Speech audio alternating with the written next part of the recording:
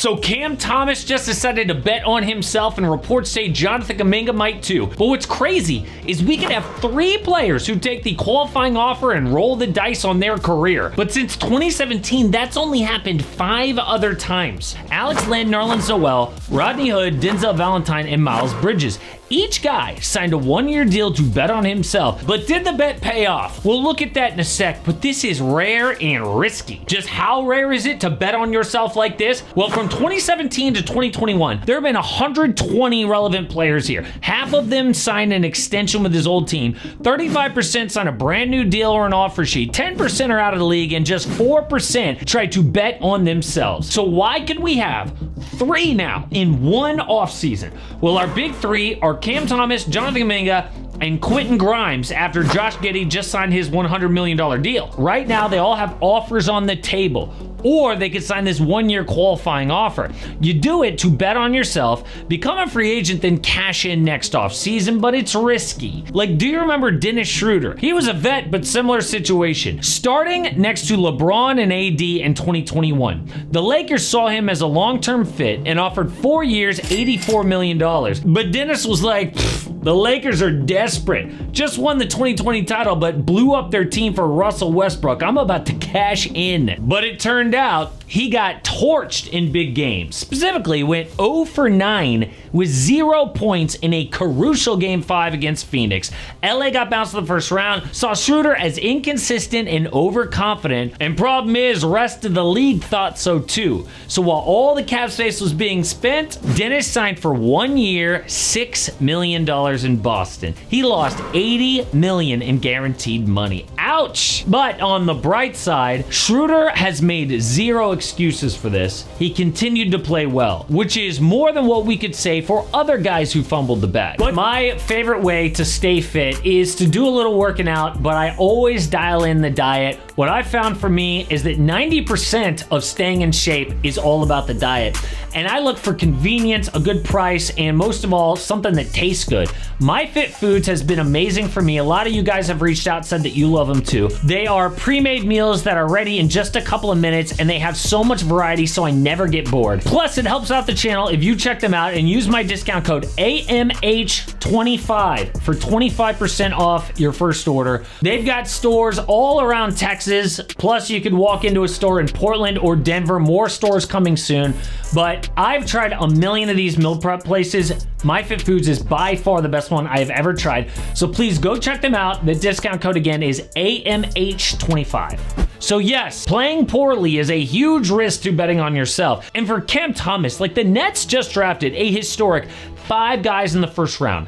5, and 4 of them are ball handlers like him. Don't you think the Nets want to give these new young kids a chance to shine? What incentive do the Nets have to make sure Cam Thomas improves his financial situation? And how much more can he show at this point? Some people compare him to like a Trae Young, but that's an insult to Trae. Yes, both guys are an inefficient scorer who doesn't really defend, but at least Trae is an all-world playmaker. Cam is more like a poor man's Zach LaVine.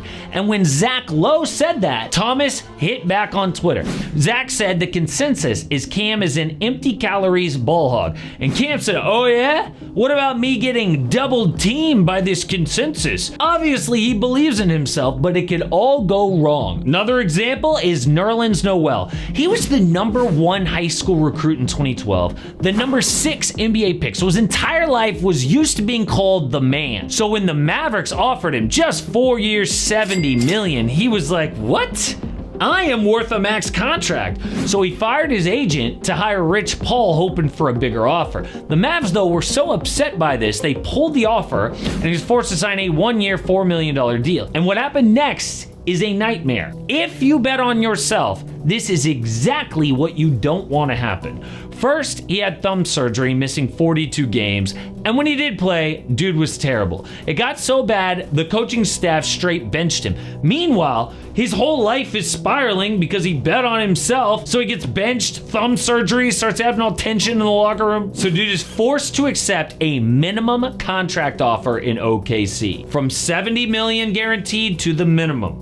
He even tried to sue Rich Paul for being a bad agent. Nope, Noel, this is all on you. And And when you look at Nerlens Noel, he is just one of those guys that we mentioned before, the 5 since 2017 who have accepted the qualifying offer, who bet on themselves and failed. The one real exception here is Miles Bridges. So if betting on yourself has always been a big risk, why are we seeing so many guys consider it? Well, the new CBA has made teams a lot more cautious. They're not just going to give out a big contract to do like Cam Thomas, who can score but doesn't really pass or defend. So players are hating the offers that they're getting. Like 4 years, $50 million. I'll just bet on myself with a 1-year deal. Hit unrestricted free agency next summer. But we just saw the opposite. PJ Washington is the perfect example of the new normal. A few years ago, a 6'7" stretch forward averaging 15, 3, and 2 could get $25 million a year easy. Instead, he just signed with Dallas for $90 million. Dude locked in security instead of rolling the dice. But the crazy thing is players had to agree to this new CBA. What were they thinking? Well, in a few years, that gigantic $75 billion media rights deal is going to fully kick in, and big paydays will be back. Until then, though, some guys just cannot accept the reality. But overconfidence and playing bad are just one risk. Isaiah Thomas of the Celtics didn't actually fumble the bag. Some people say Isaiah Thomas, he fumbled the bag. They're wrong. In 2017, he was coming off an MVP caliber season in Boston. He even said, they better back up the Brinks truck. Some predicted a $200 million supermax. But in the 2017 playoffs, he tore a labrum in a critical injury to his right hip. Then he played through it, in part because Celtic doctors told him it would be okay. Teams were then so afraid to offer big money to a guy who was limited, but now damaged goods. So he ended up signing for 1 year, $2 million.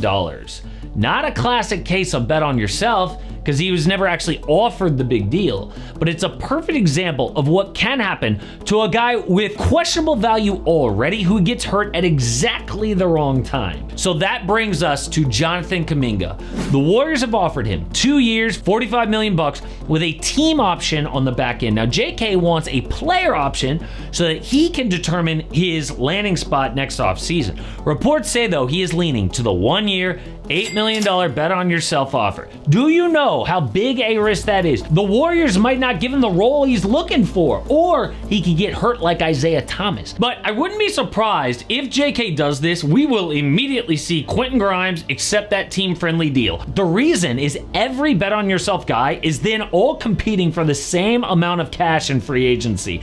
If they all accept bet on themselves deals, only a couple of them will get the payday. But one guy that this did work for, the guy they all hope to be, is Fred Vanvleet. He bet on himself and won twice. Vanvleet turned down offers to be a second-round pick on a two-way or a non-guaranteed deal. Instead, he chose to go undrafted on purpose.